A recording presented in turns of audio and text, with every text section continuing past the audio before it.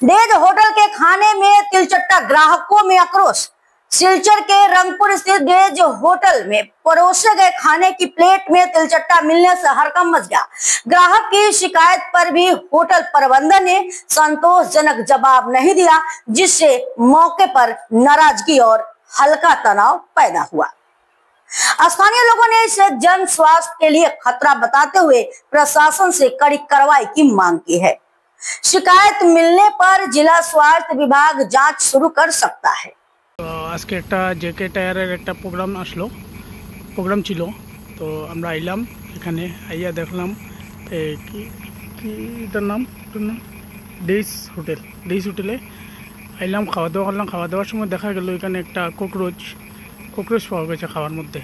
তো আমার এই ভাই তার মোবাইলে পাওয়া গেছে কোকরোচটা, কেটা করবে কোথায় না এখানে তো আইলাম, আইয়া খাইলাম আরামসে।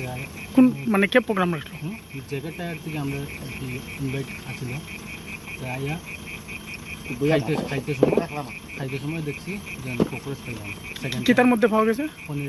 পনিরের মধ্যে কোকরোচ পাওয়া গেছে।